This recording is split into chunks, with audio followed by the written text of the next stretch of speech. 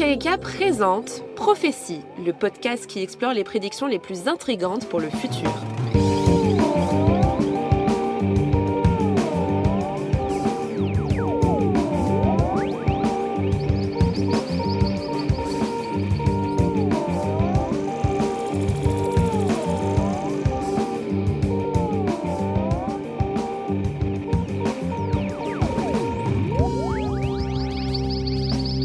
Salut à toutes et à tous, je suis Émilie Echarou, journaliste à la rédaction d'Ouzbek Erika, et aujourd'hui on va parler d'un truc qui a complètement transformé notre rapport à la musique, j'ai nommé le streaming.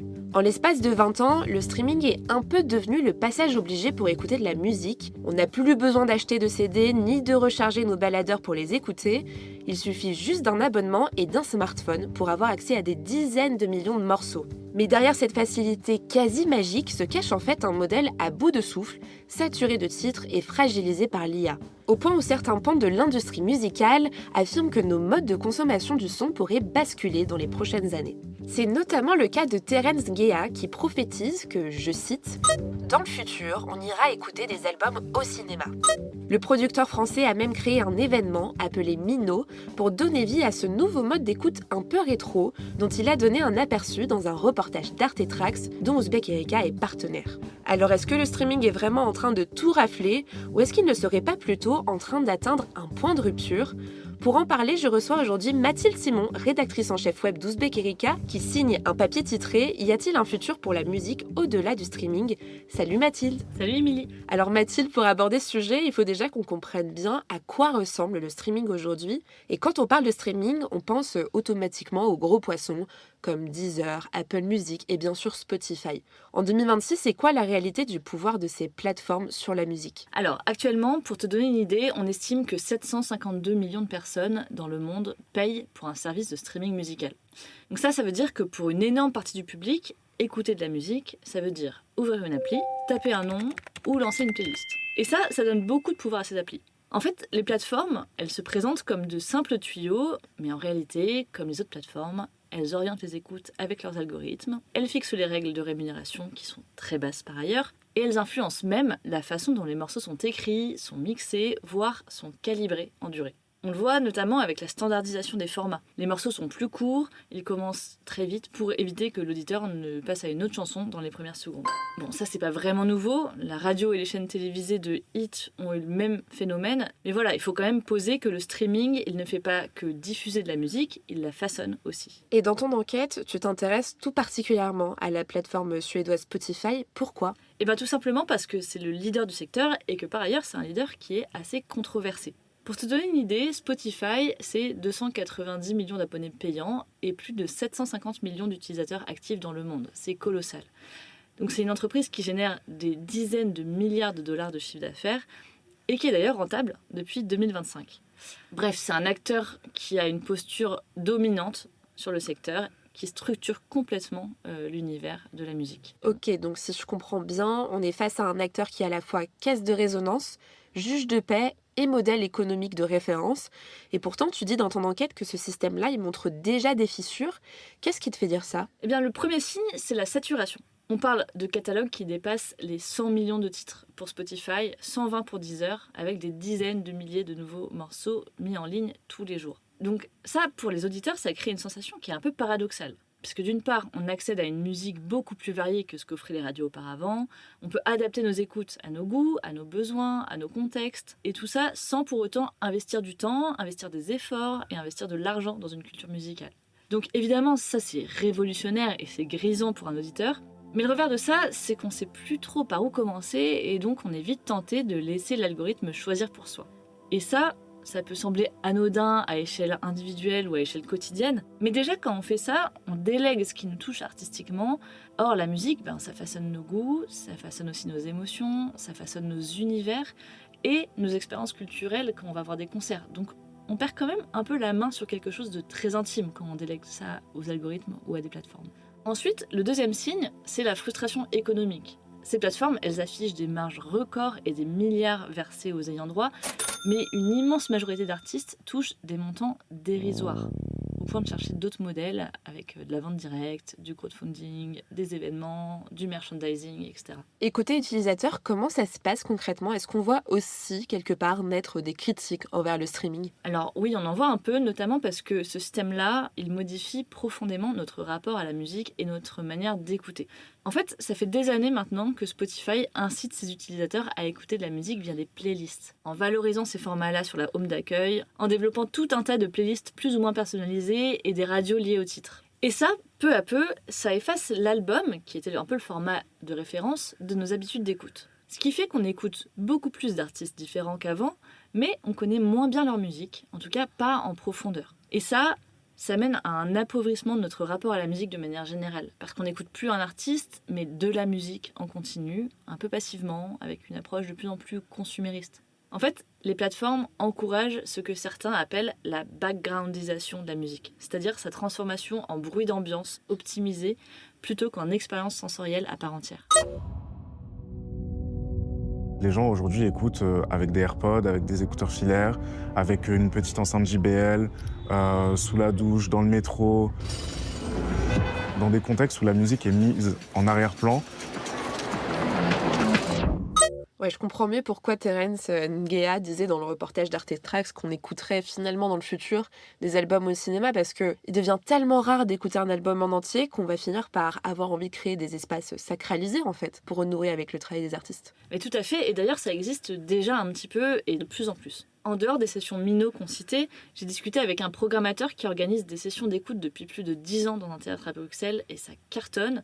À Paris, il y a de plus en plus d'offres de ce style, notamment dans des bars audiophiles. Donc j'ai l'impression qu'on voit poindre une petite tendance. Mais bon, on va pas se mentir, ça reste quand même très confidentiel.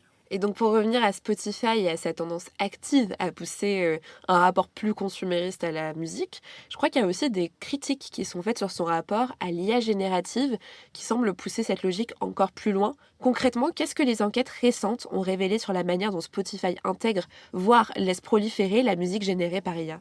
Alors déjà, on sait que les plateformes subissent un déferlement de la musique générée par IA. En avril 2026, Deezer assurait recevoir 75 000 titres conçus par IA par jour sur sa plateforme. C'est colossal, ça équivaut à 44% des contenus qui lui arrivent au quotidien. Et le pire de tout ça, c'est que c'est exponentiel, parce qu'il y a encore 1 an et demi, on était seulement à 18%. Et autant Deezer a une politique assez claire depuis 2 ans sur ce phénomène, ils ont notamment mis en place un outil maison qui labellise automatiquement ces musiques-là et qui bloque le paiement des royalties quand les musiques sont générées par IA, autant Spotify, vraiment pas. Pendant longtemps, ils ont juste rien fait et ils ont communiqué aucune info, aucun chiffre sur la proportion de contenu généré par IA sur leur plateforme. Et du coup, ça a donné un peu envie au journal Le Monde d'essayer de mesurer l'ampleur du phénomène et ils ont fait une enquête où ils ont identifié 50 faux groupes et artistes qui cumulaient plus de 3 millions d'auditeurs mensuels à l'été 2025. Ah ouais, c'est énorme. Et j'imagine qu'en plus, la majorité des gens ne savent pas que c'est une machine qui est derrière tout ça. C'est très probable que non. On estime que 97% d'entre nous ne savent pas distinguer un son généré par IA d'un autre produit par un humain. Tiens, d'ailleurs, on peut faire le test. Est-ce que tu te serais douté que ce son a été produit par une IA? I pace these floorboards, worn and old. Story of a love left out in the cold. Every shadow plays a cruel, cruel trick. Shows me your face, makes my poor heart sick. Tried to forget you, tried to move along. Tu vois, si tu m'avais pas dit que c'était produit par IA, je m'en serais sans doute pas douté. Mais maintenant que tu l'as mentionné, j'ai l'impression de percevoir des sortes de petites touches métalliques. Mais peut-être que je projette trop. En tout cas, c'est assez imperceptible. Ouais, c'est clair. Mais c'est vrai que les petites sonorités métalliques, c'est quand même la signature, mais il faut quand même tendre l'oreille. Bon, après, il y a quelques semaines, probablement pour calmer un peu les critiques, Spotify a quand même commencé à mentionner dans les crédits des chansons quand l'IA est impliquée dans la production. Donc c'est un pas vers la transparence, mais qui reste quand même très limité, parce qu'il repose entièrement sur les déclarations volontaires des créateurs et des ayants droit. Or, je suis pas sûre que beaucoup d'ayants droit aient intérêt à mentionner ce genre de petits détails. Et pourtant, je sais pas toi, mais moi je suis assez convaincue que la majorité des gens préféraient écouter des musiques d'artistes plutôt que des sons synthétisés et créés avec l'IA, quoi. À ce stade, c'est sûr. Mais après, si on commence à écouter plus que ça, peut-être que ça va évoluer. Donc, il y a quand même un petit enjeu. Ok, mais maintenant qu'on a dit ça, le fait que Spotify héberge passivement de la musique générée par IA, j'imagine que c'est qu'une partie du problème. Malheureusement, oui. En fait, il y a plusieurs enquêtes qui sont sorties ces dernières années qui montrent une phase assez sombre de l'entreprise. Il y a d'abord l'affaire des faux artistes qui a été révélée par la presse scandinave avec des centaines de noms inconnus glissés dans des playlists les plus écoutées de Spotify qui proposent de la musique très standardisée, parfaite pour le fond sonore. Tu sais, c'est notamment les fameuses playlists chill ou ambient relaxation qui cumulent des millions d'écoutes. Que j'avoue écouter pour travailler des fois. C'est pas vrai. J'avoue. Tout le monde dira attends.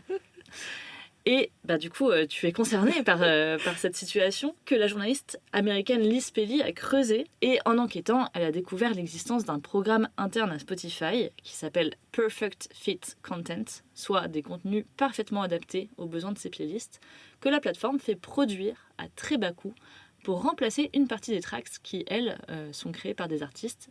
Et comme ça leur permet de payer moins de royalties, puisque c'est eux qui les ont produits. C'est délirant. Et tiens-toi bien, elle a découvert que plus de 100 playlists officielles étaient composées presque exclusivement de ces sons conçus par Spotify. Et donc une fois qu'on a ça en tête, on comprend que pour que ce remplacement passe incognito, la plateforme a tout intérêt à ce que les auditeurs aient une utilisation la plus passive et la plus distraite possible de leur appli.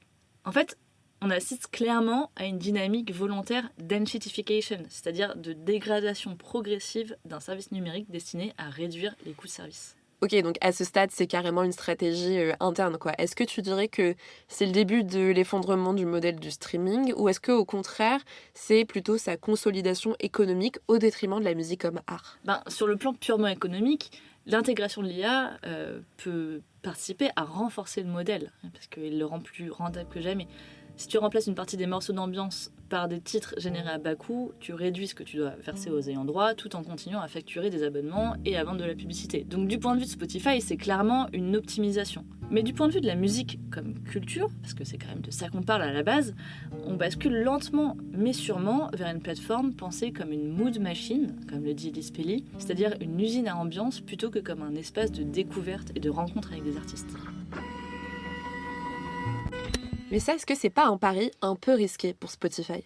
Effectivement, la corde est fine, et on peut imaginer que si Spotify tire trop dessus, il risque la rupture de confiance avec ses utilisateurs. Parce que si d'une part les artistes ont le sentiment qu'on les remplace progressivement par des IA, et que d'autre part le public découvre qu'une partie du catalogue est fabriquée pour optimiser le temps d'écoute, la confiance dans le système peut se fissurer. Et ça va rendre Spotify vulnérable à des alternatives. Est-ce qu'on voit du coup émerger des contre-mouvements qui cherchent, en contrepoint explicitement, à s'émanciper de ce modèle de flux infini boosté par l'IA ? Oui, alors déjà, on voit des artistes qui limitent volontairement leur présence en ligne, qui privilégient des plateformes comme Bandcamp, par exemple, qui privilégient les ventes directes ou les vinyles, voire même les cassettes, et qui demandent explicitement à leurs fans d'écouter leurs albums ailleurs que sur les grandes plateformes. Côté public, il y a un retour à des pratiques qu'on pourrait appeler rituelles, comme ce qu'on évoquait tout à l'heure, des séances d'écoute collective d'albums entiers, des clubs de vinyle, des concerts, parfois même à l'aveugle.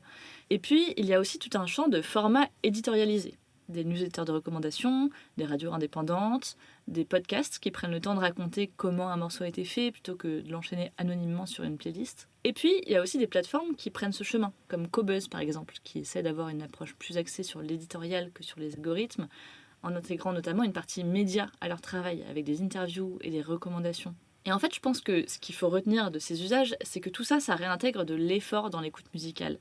Et ça, c'est hyper important. Parce qu'en fait, en essayant de faire en sorte que les utilisateurs aient une approche aussi confortable que possible d'une plateforme, le risque, c'est que cette écoute, elle devienne passive. Bon, après, il faut quand même avoir en tête que ces alternatives, elles restent très minoritaires à l'échelle des 750 millions d'utilisateurs de Spotify, mais je pense quand même qu'elles pèsent symboliquement parce qu'elles redonnent de la valeur d'écoute attentive et de la relation directe avec les artistes, et puis elles tracent de nouveaux chemins. On pourra plus facilement emprunter collectivement dans un second temps, peut-être. Donc pour résumer, on a d'un côté une industrialisation accrue du son, et de l'autre, un retour de l'écoute comme acte volontaire.